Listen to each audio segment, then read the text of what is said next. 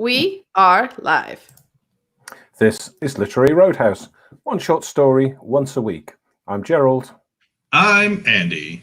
And I'm Anais. And we're back after a long hiatus. Woo! Wow. Yeah, Longer than we planned. Well, we had some issues. I was mostly caused by me, I have to say, because I was away for 6 weeks without internet, so it's mostly my fault. And then something happened about some bug thing going around. So I didn't hear about the bug. I only heard about the toilet paper. Right. This is the key We thing. didn't have enough toilet paper to record last week, but now we're all fine. Now we're all using coffee filters. No big deal. Really? Yeah. Oh, geez. It was this meme I saw that it was January 1st. This is my year. March 20th, wiping my butt with coffee filters. It was very good. Excuse me. Oh my God, you have the virus. No, I don't have the virus. I'm recovering from a cold. It's all right. No, don't get carried away. What about you, Andy? Do you have the virus? I don't. I have atypical symptoms that either could be a cold or I could have the virus, and there's no way to tell. Well, I fucking won then. I shouldn't be swearing. See, this is what happens when you're isolated. You go nuts. No, I have typical symptoms, but I can't get a test. But my doctor's like, yeah, you got it. I'm like, woo, great. Great. One in three. 1 in 3.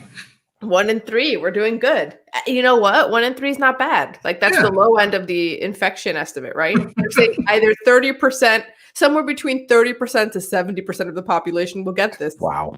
We're at 30 right now. This is good. Nice.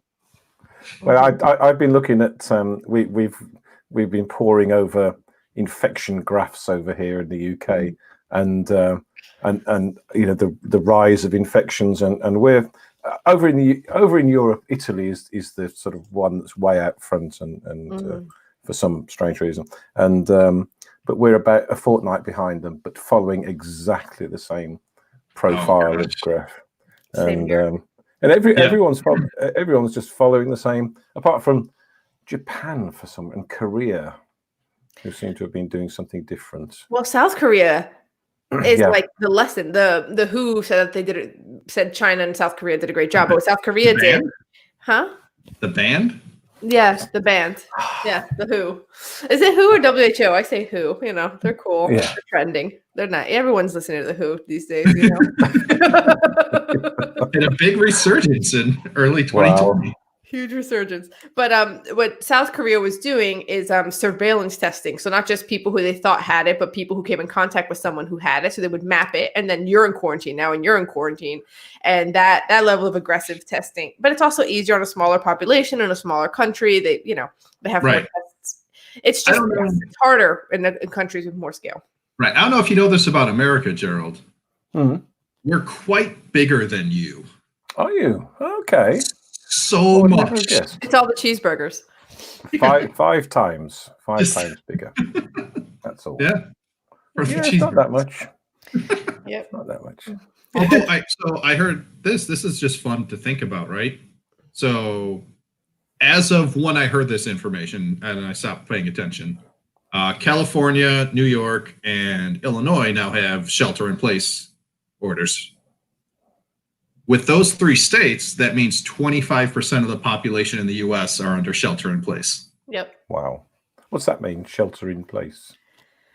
It's a fancy term for don't leave your house unless you're a healthcare provider, a garbage collector. Like huge essential jobs for the function of society can leave their house to do their job. Nobody else. So, Andy can't leave his house. I can't leave well, you can leave for grocery and pharmacy, but you're not supposed to do it often. Of course. Yeah. Mm-hmm. And then there's special shopping. Do you guys have this in Illinois? Special shopping hours for the elderly? Special shopping hours for the elderly. Yeah. Yeah. Yep. Yeah, we have that too, and for health service workers, they had the same shopping hours for health service workers and old people, which sounds nice, but then when you think, hang on, no. Yeah, probably keep those ones apart. Yeah, that's not a good idea. So that's pretty strange. Yeah. Anyway, so here we are. But we're podcasting, so cool. What else are you going to do when you're isolated? Let's put up like 7 of them this week. I agree. Actually, maybe I should just because I'm behind on my editing.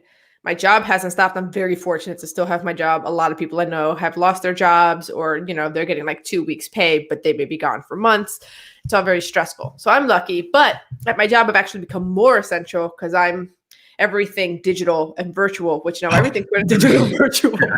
So I'm putting in more hours and have it. So that's fun. Yeah. Yeah. My one of my buddies does IT for his work, like IT security and back-end web design. Mm-hmm. And so now he's okay, all of those things now need to be more robust, and we're adding new features to them. And then they also made him their company's coronavirus point person. Oh my God. I am not the point person, thank God. We have other people for that. No. But anyway, so my job is more essential than ever. But I like great. So I'm fortunate in that regard. But I'm thinking I'm going to take this discussion because this isn't the next episode we're publishing, but I'm going to take this discussion and put it in the next episode that I edit and publish. That would make the most sense. Yeah. So everybody can know. Guess what, guys? The cough's not that persistent. And nobody's admired my beard yet. I didn't want to say anything, Gerald, because I thought I might have coming up. It's a week old. So. Oh, okay. So yeah. I'm preparing for the apocalypse. So. Although now they're saying shave.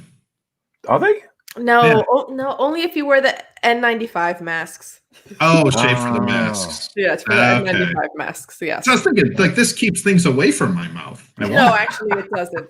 It traps things near your mouth. Well, it traps things not in my mouth, just near. I'd rather have it near than in. Right. I had a beard for about 40 years and shaved it off in about 2001. And because it was sort of starting to go a bit grey and looked weird. But actually, I think now, because it's all going to be grey, it might look a bit distinguished and a bit. Yeah, like Stephen Colbert.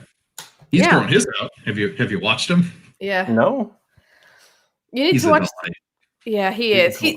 I feel like Stephen Colbert should be. We should talk about the short story soon. But real quick, Stephen Colbert is like he and Tom Hanks are like reassuring presences in our celebrity. You know what I mean? Like Stephen Colbert always knows what to say. He has such a way with words. He's very inspiring when he wants to be. When he isn't being a funny man, which is very funny, but when he's not being funny, he's being serious. He hits the notes just right. And Tom Hanks is just a man of integrity, unbesmirched by crazy accusations. I'm like, look, they exist. So these two things together make me very happy. Tom Hanks better not succumb to COVID. Thank you. No. He sounds like he's doing well, though. Yeah, I think he's fine. Yeah. Like me.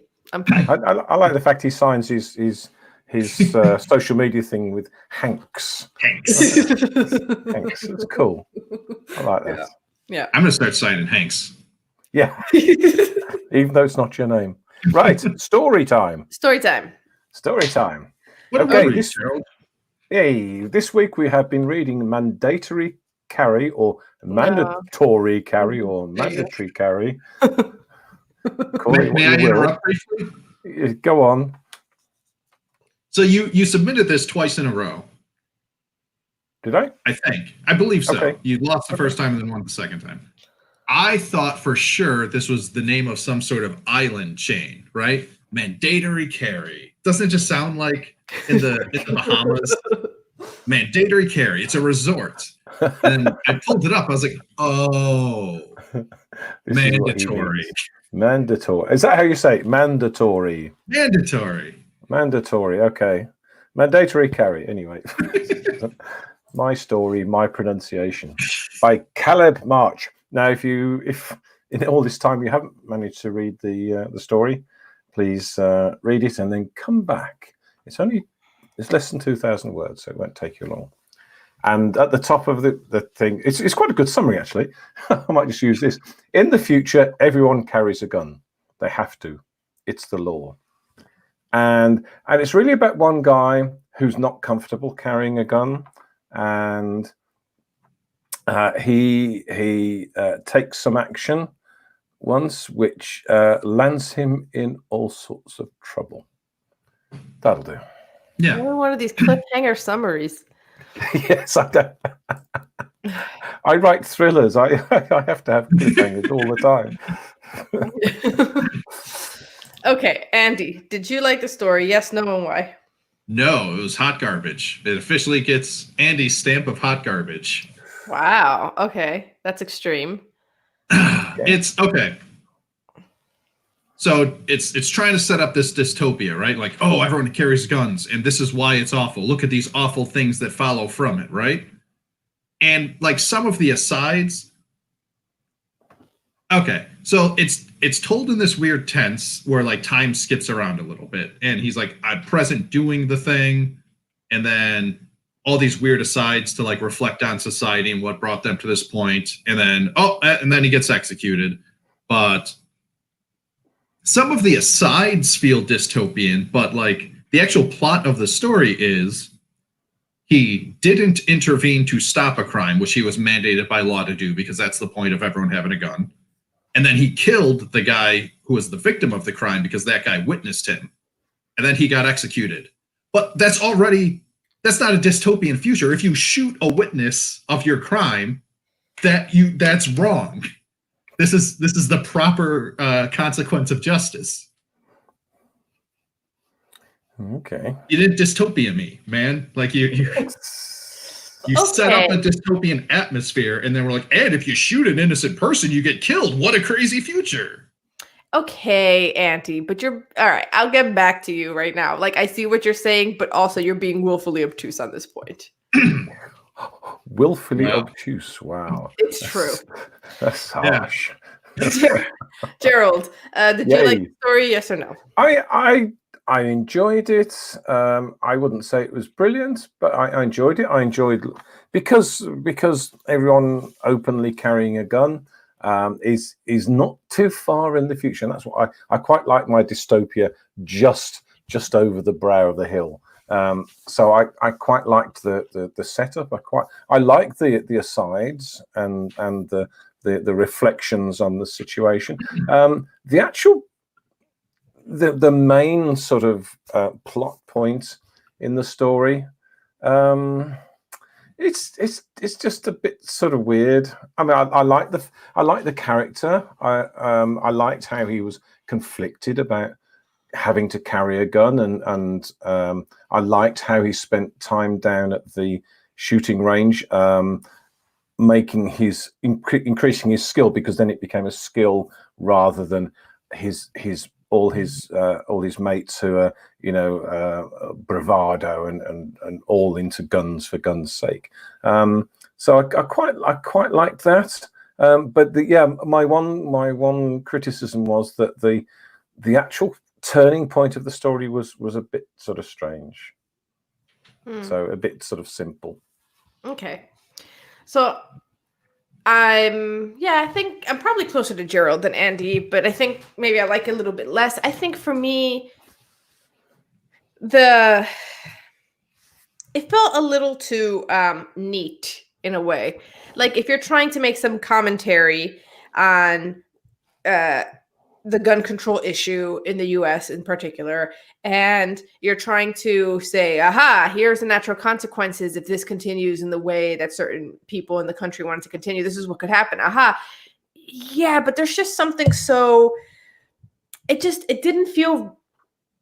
wasn't very believable to me. Like it had tipped a little too far into like a law written in a law, like a law that says if you see some violent crime happening, you must intervene and use deadly force if necessary. Like it's one of those weird things where I wish I had more nuance, because in certain states in the United States, that is not a law, but you know that if that happens, you will be fine. It is implicit. And I think when things are implicit because a culture is a certain way, it's more convincing. As soon as you're like, it's enshrined in law, I'm like, it just starts to feel like you make a straw man of the position that you are trying to critique. You have made it so far loony that I no longer believe this could possibly be real. Even if I believe there are people who believe, like, I do think there are people who think if you see a crime, you should totally jump in there with a gun because you're a hero. There are people who think like that. And there are people who think like that now, and people who get away with that now. But even they wouldn't enshrine necessarily in law because the drawbacks are so glaringly obvious. And this story draws out what that drawback is in a glaringly obvious way. That's what I don't like about it. You know what I mean? Like, there's no nuance here. You're making a straw man and you're like, aha, see, it's a slippery slope to this. I'm like, yeah, I guess if you like made this absolutely ridiculous case and then greased the slope and then slipped someone on it, sure, you have created a slippery slope. Like, you know what I mean? Like, that's the part that, to me, it's like, all right. Also, take one step back. Maybe I'm being a little too political here on the show, but there's also no way that any country or any state or the United States would say every single man in America must carry a gun, because there's a lot of racism here and there's this huge group that would be excluded from this. So that's another reason where I'm just like, all right, sure, buddy. Okay, so moving aside from that. Yeah, like that was my biggest problem with it, was just like, okay. I wish it would have been more nuanced. I wish it would have been more implied and not enshrined in law. Yeah, when I was discussing this with friend of the show, Karina, the first thing she said was like, well, okay, so like as I was telling her about the story, she's like, okay, is it about, what about like people in color? What does it say about miscarriage of justice? I was like, oh, you've already written a much better story. Exactly. Like, in a world devoid of racism, okay? like this, yeah. Anyway. And just, why did he shoot the guy? Because the guy is obviously a victim of crime. So why did he shoot him to put him out of his misery? And or just he was a witness to Paul not intervening. No, that's not why. That's what I thought. Why? No, I thought it was as simple as, when you say to someone, if you see a violent crime, intervene, you're putting a lot of discretion. You're asking people to make snap judgments, and you're taking someone who is not prepared, who is not law enforcement, telling them to make a snap judgment. You think maybe this guy got shot because he got shot running out of a house he was burglarizing. Like, the fact that this guy was shot, he could be either the victim or the perpetrator who got shot and is escaping from a crime. It goes either way. And I think Paul made the wrong call in that moment, and that was predictable, because that's what happens when you tell citizens with no training, make a call in the moment and start shooting, right? Like, that's why I'm saying it's also neat and slippery, slopey, and straw man, where it's like, Paul is a gentle soul who doesn't want to carry a gun, but he knows if he doesn't, he might get hung, like that guy who's gun jammed when he was trying to intervene in a violent rape. So Paul's terrified. If he doesn't act, if he does act, either way, he could be on the wrong end of the law here.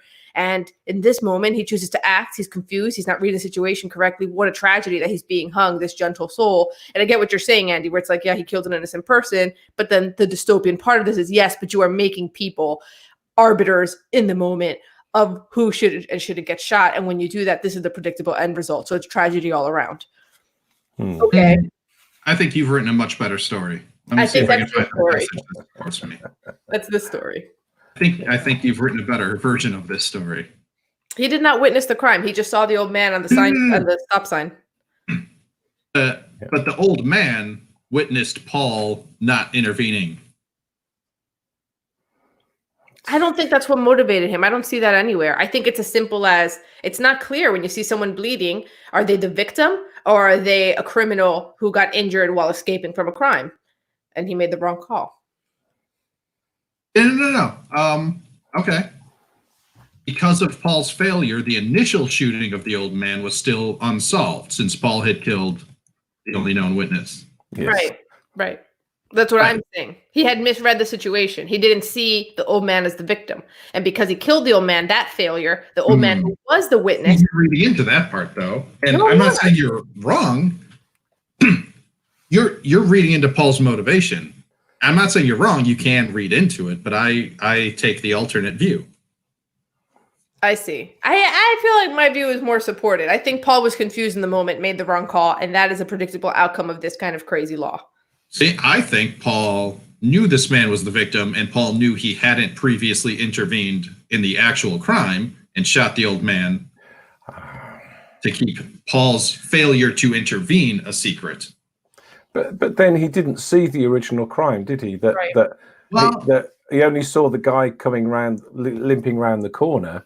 It's unclear.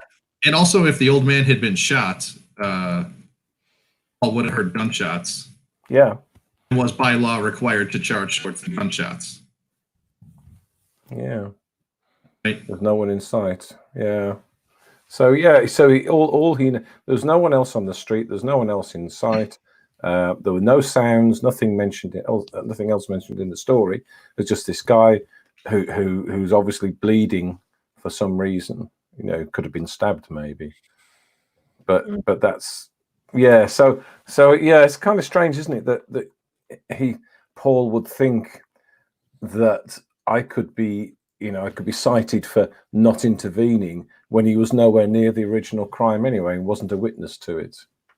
Yeah, the story doesn't give us that. I think on purpose. The story doesn't give us Paul heard the gunshots, but doesn't say Paul didn't hear the gunshots. I think you're supposed to take it as, in a confusing moment when you're asking people to be vigilantes, they're going to make the wrong call, and it's tragedy all around when that happens. Don't make people vigilantes. I think it's that simple. See, a spectrum of outcomes played through Paul's frightened mind, each scenario ending in disgrace and punishment. See, that strikes me as the frame of mind of a man who worries he's going to get caught at something. Yeah, he does worry because he thinks that I think that's right. He's worried he's going to get caught at something, but it might be not intervening right now when this guy's the bad guy. He thinks this guy's the bad guy. He doesn't think that guy's the bad guy. That guy's shot and dying. No. Paul goes in for a cover-up. That's an interesting hot take, but maybe. Yeah. But then I think you should make that more explicit. No, you can't. Right, because it's a bad story. You can't have Paul go in for a cover-up and have that be the intention, or else no one gives a shit that Paul gets killed at the end. Exactly. That's a terrible. I don't think Caleb March is like, let me give you a character that you will feel no sympathy for, find no tragedy on in my commentary on gun control laws. Here's a guy who is covering shit up by killing people indiscriminately, and then he gets hung at the end. Like that. No, I trust Caleb March more than that. I do not. I don't know Caleb March. I do. He has not earned my trust in this story. I trust Caleb March to not write that. Yeah. Well, he did. He wrote it at least ambiguously enough that I was able to read that, and so do better, Caleb March. Oh my God, Caleb March, you're fine. Harsh. Keep going at it. All right. He didn't even like the story, Anais. No, but this has happened before. We have read some stories on here from multiple authors. Multiple stories from the same author. And I'll really dislike one story, but then love the other ones. Or sometimes I'll read a short story by an author whose novels, I've read multiple novels and I love them. And then I'll read the short story and I'm like, well, that was garbage. It's not always a hit, but that doesn't mean you suck, Well, doesn't it? No. I guess I'm not saying as a writer, but just as a person. No. Right? Is it? Auntie. No. I'm just saying. You write a lot and you're going to get some stuff really good and it's going to resonate and also, there might be some people who read this and absolutely loved it. Clearly the people who published this did. So yeah, clearly. Mm-hmm. We're but 3 people, which is why our listeners should leave comments. All right. Indeed. Yeah. It's kind of interesting, isn't it? That the maybe he's deliberately making things a bit obtuse in that moment, Caleb March, the writer, for the readers to try and work out what is happening, what is going through Paul's mind. Why did he shoot the guy that, to us sitting here today, we would think victim? He's in his 80s, so not your typical sort of bad guy crook. He's bleeding. He's obviously really, he's obviously going to die. And yet he shoots him. So, on what's his why would he shoot him? What was his motivation? So maybe he's deliberately left it vague, like that. Right. I think it speaks to the confusion of what are you supposed to do now when you are given this power you should not have. People are going to make the wrong call sometimes. Yeah. Mm-hmm. Andy's not convinced. I can tell. No. He's gone very quiet. No, I said my piece. I don't think you guys are unsupported by the text, right? But also, I don't know, make a better story, and then. So, do you think Paul would have hung if the old man wasn't connected? They kept making a point of his connections. So, do you think it would have been more cowboy if it was like some older man who had no family and maybe was like, again, there's no race in this, but was like poor and do you think Paul wouldn't have hung under those circumstances? Would have just gotten away with a slap on the wrist? Because that seems like the entire antithesis of the society, right? Like they're there to shoot bad guys. This is a society built around the killing of bad guys. So like, I don't know why they belabored that point, because it seemed like as long as someone saw Paul shoot a guy, then Paul's in trouble. Yeah. I think so, but then it's also another commentary, isn't it? That if it had been some homeless guy or somebody, or dare we say a black guy or something like that he'd shot, then maybe there would have been less. Maybe people would have said, "Oh yes, it's an easy mistake to make." But because this guy was well connected, holding substantial influence, and then he says, the sobbing widow trembling in her wheelchair. It's proud members of the community, seething with rage, demanding the law's mercilessness. So poor old Paul, he had everything against him, didn't he? I think there was no way he was going to get off with a slap on the wrist or these things happen sort of thing. He was going down. Yeah, I sort of read it like Gerald. I think if the old man wasn't connected, this is if a society who is asking people to make snap judgments to shoot bad guys will also be very forgiving. And we already see this, especially in states that are very gun law, who have like stand your ground laws, where it's like they'll make a mistake and be like, yes, but he didn't know he was making a mistake in the moment. And if the color of people's skin is in the right direction, if the money is in the right direction, those people get away with it, right? See, but I feel like you guys are already, again, writing a better version of this story. Like the text says, not that it would have mattered for Paul if the old man hadn't been. So it wouldn't have mattered according to the text. Well, then why belabor a Caliph March? All right. Right. Okay.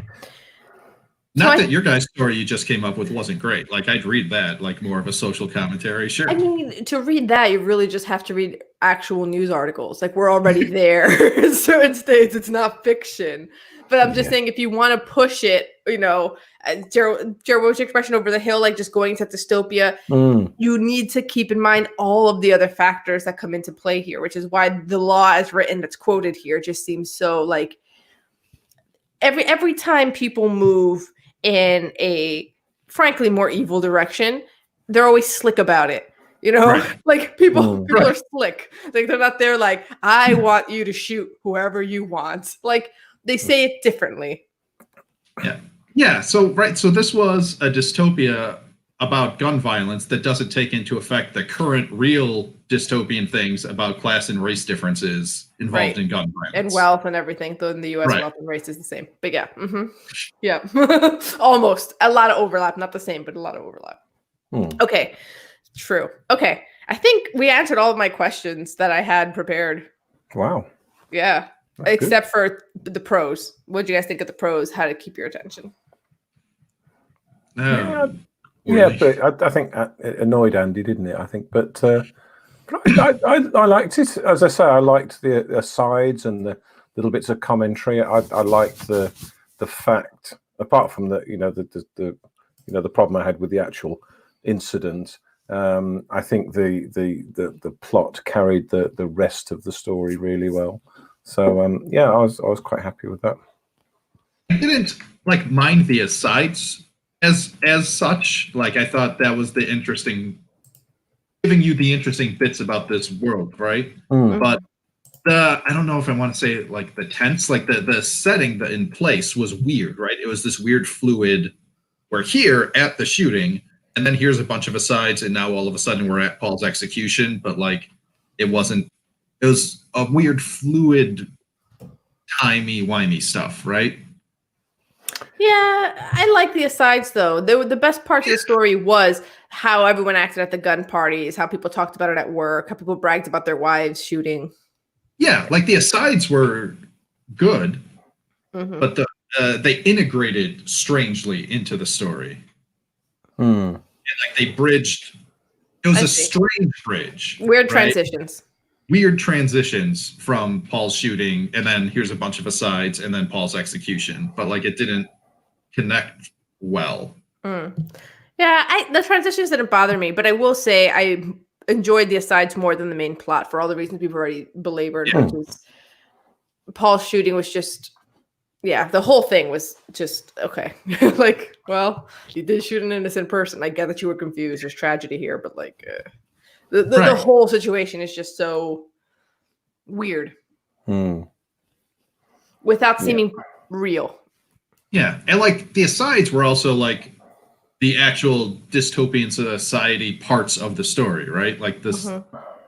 So something was operative in the mind of Caleb, but I would, you know, what a better version. And here, yes, if you would please. have taken the stand your ground laws, applied it federally, and then show me what the culture is that comes from that. How the law lets you go as far as point from A to B, but the culture is taking you from A to H. Or you know what I'm Right. saying? People are taking it further, and implicitly, you know what this means, and that you could still maybe modify the law a little bit, which is, I think, keeping that every household should have a gun thing.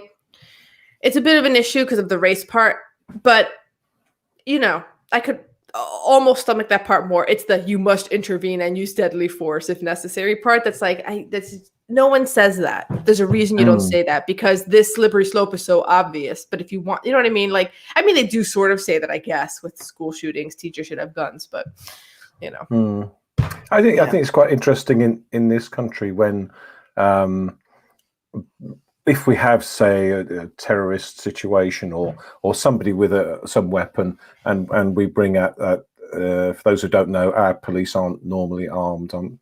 Police on the streets, we have special units who come out. So they call out the special armed unit, and you know, no matter what is going on, they shoot the guy. You know, he's threatening people. He's going to kill people. They shoot him. There's the guy who shot him, the officer who shot him. He's suspended from duty immediately, and there's a whole sort of investigation into whether it was a viable shooting. And so there's like you say, there's this, yeah, there's a bad guy. He's going to kill people. So there's no other choice. You have to shoot him. So that's a sort of implicit direction. But having done that, then whoa, we have this big sort of investigation. Was it allowed? Was it viable? Should you have done it? Was there another way of dealing with the situation? It's quite interesting. The same thing with forces as well. The army, you send people with big guns to fight people, but as soon as somebody kills someone that's not in the right way, there's a big investigation, and it's quite a difficult. It's a difficult area, isn't it? This difference between the implicit instruction and the explicit law and instruction. And that's more interesting because it comes down to the values of the society, the culture that you have, because two countries with completely different values and cultures can have the same set of laws in the books and yet completely different realities on the ground. Mm-hmm. Yeah. Yeah. And having written, if the premise of this story was a slightly less restrictive law, then it could have talked about race and class differences, right? Like maybe every household must have a gun, but only certain people do this and other people do this, right? I mean, I feel like okay, now this is me going to fantasy land. Let's say that somebody wanted to put a law where every household had to have a gun, but in order to carry outside of your house, you needed certain laws. You could design those laws in such a way where certain segments of the population can effectively not get them and other populations can. That's how these things are enacted. We see this time and time again on different issues. Right. It's not all men at all times must all carry guns. It's like, no, you need to have a license. To have this license, you need XYZ thing. Interesting. For some reason, certain races don't have those things and others do for systemic reasons, right? Like that's how these things are designed. I'm just saying, like, we have watched this kind of vile shit play out time and time and time again that I could evil mastermind it just by mimicking it because we have seen these examples so many times. Like there's a part of me that's just like, sometimes actually when like certain people who want these things to go through, when they tip their hands, I'm almost like, thank God for their incompetence, because there is a way to competently do this. We've seen people do it. Yeah. Right? You set up a couple extra filing fees and you need too many forms of identification that each have their own filing fees. Yeah. Proof of address, and you make your proof of address only be certain kinds of documents. Yeah. Exactly. There's always a way to carve things out and say it's not about race. Yeah. Anyway, let's rate it. I'll go first and set the standard. 4.5 for me. I quite enjoyed it, and I enjoyed it more after the discussion. Good. That's very high, Gerald. It is. I wonder if you need to recalibrate your stars. Just after this, right? You got some time at home. Go reread some of the ones you gave 4 and 5 stars to before, and I think you'll find you enjoyed them a lot more. I'm saying 2. Wow. Yeah. I don't know. It's like a good prompt. It's a good prompt that would have been several more interesting stories that we all came up with right away after reading it, right? Yeah. There's a part of me that wants to like give it a 3, which is my usual neutral number, but I think I'm more disappointed in this than neutral, so I'm going to say 2.5. Wow. Yeah. And for the reasons I think Andy just put it, it's a good prompt, but there are so many obvious ways to make this resonate better. Yeah. Okay. To get at this point. Okay. All right. Right. So, game time. So, what do we want to submit for next time, whenever that is? I am submitting The 0 Meter Diving Team by Jim Shepard. It's a Chernobyl story, and I rewatched the HBO Chernobyl miniseries recently. Why, Anise? Why would you have rewatched a miniseries so recently? Well, the lack of toilet paper. I was like, wow, what if, lack of toilet paper was like radiation? All right. And Andy?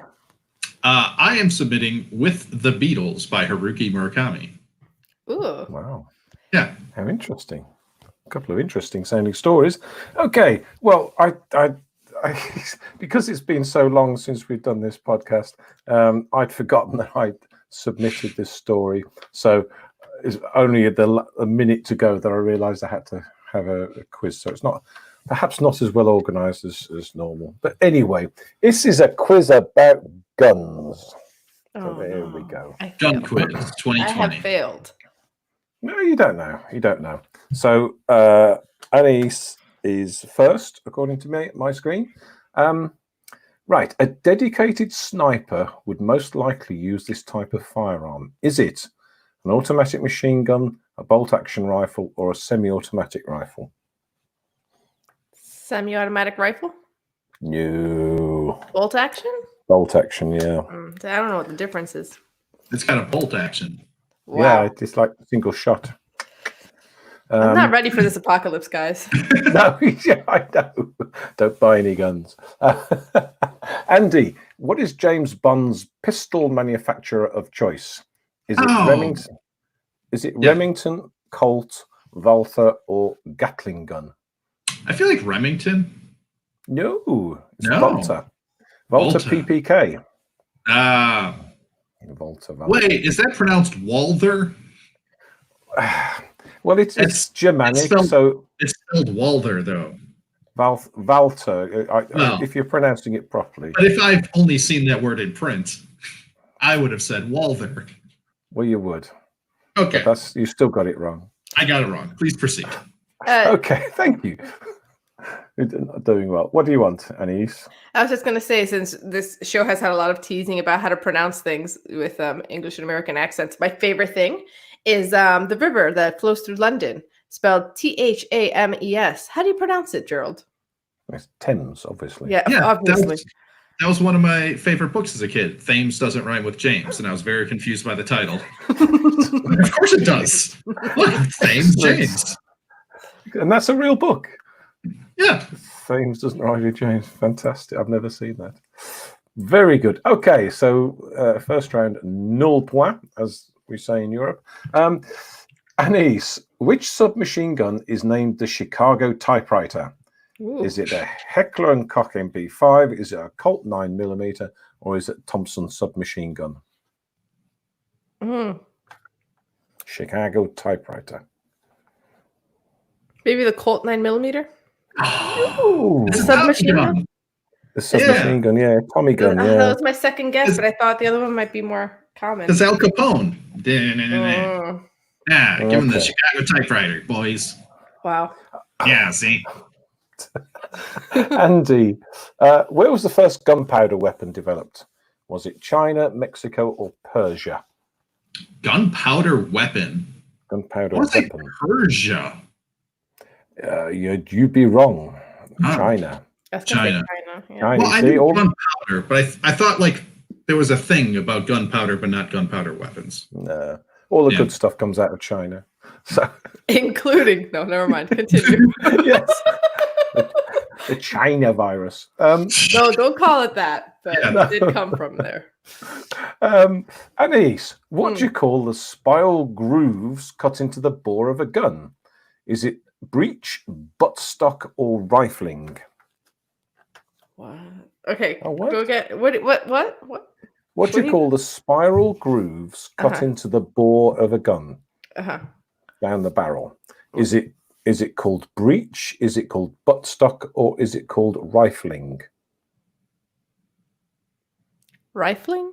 Yay! I'm on the board. Yay. That spins the bullet, so they stay straight. The bullet. Okay. I miss how many? Oh, right, Andy. Which 9mm submachine gun was developed for the Israeli army? Was it the Uzi? Was it the MP38? Or was it the Sten Mark II? The Sten Mark II. Wrong. It was the Uzi. How come I know this stuff and you don't? It's very strange. I've known all of Anais's questions. Yeah. Okay. A couple more rounds. Anais, which weapon was known as the Peacemaker? Was it the Colt? Was it the Smith & Wesson? Or was it the Springfield? Smith & Wesson? No. This one's the Colt? Yeah. Colt. God made man, and Samuel Colt made man equal. Oh, wow. That's good. Oh, yeah. I know cowboy stuff. Yes. Blump, blump, blump. Right. Okay, Andy. If you were, stretch your imagination, if you were an 18th century coachman, which weapon would you most likely carry to repel highway bandits? Would it be a blunderbuss, a Gatling gun, or a Tommy gun? A blunderbuss. Yeah, it must be. Right? Yeah, it doesn't say. Guns would have been mounted. Yeah. Flintlock shotgun. Yeah, blunderbuss. So that's why you're riding shotgun, because you're the guy. Yeah. With the shotgun. Okay, final round. You won one each. So that's really exciting. Excuse me. Anais, which conflict saw the first widespread use of the M16 assault rifle? Was it the American Civil War? Was it the Korean War? Was it the Vietnam War? Vietnam? M16. Vietnam is the correct answer. Nice. 2-1. So, Andy, name the most popular weapon on the planet with more than 75 million made since the 1940s. Is it the AK-47? Is it the M16? Or is it the STG-44? Oh, man. Probably one of the first two, but I say AK-47. And you'd be right to say AK-47. You better have a tiebreaker. Yeah, I better had, hadn't I? Which I obviously have got. It's well prepared. Yeah. Here's what you should do. You should say, what gun am I thinking of right now?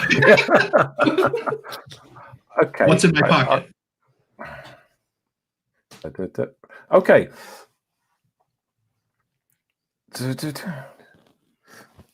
Okay. In meters. So here's Right. the. Great. We both naturally think in meters, so this is going to be perfect. Good. Let's get this in freedom units. Freedom units. In meters, what is the longest confirmed sniper kill shot? So in meters, so it's somewhere between 1,000 and 5,000 meters. Anise. 2,500 meters. 2,500. Okay. Andy. I'm Googling how many miles are in a meter. No, Andy, just say a number. 3,000 meters. Well, Andy would be closest because the answer is 3,540 meters, Wow. 3.5 kilometers, which is probably about 2 miles, 2.5 miles, something like that. That's a long shot. Yes, yeah, in miles. 3,540. Yeah, about 2.2, just under 2.2 miles. Yeah, 2.1. That's a long shot. 2.2 That is. miles. Wow. Okay, so Andy's the winner. What are we reading next time, Andy? With the Beatles by Haruki Murakami. Okay, but before you go, share your ideal gun control laws with us in our Facebook group, Literary Roadhouse Readers, or on Twitter @LitRoadhouse, or our website, literaryroadhouse.com. Do you prefer podcasts to gun parties? Leave a review on iTunes. Maybe others do too. We're going to grimace and brace for the gun-loving future, so please support our shooting practice and podcast expenses by contributing at patreon.com/literaryroadhouse. Every bit helps. And as always, share this podcast with the sharpshooting wives in your neighborhood. Until next time, read a good story. Yay. Very good. Yay.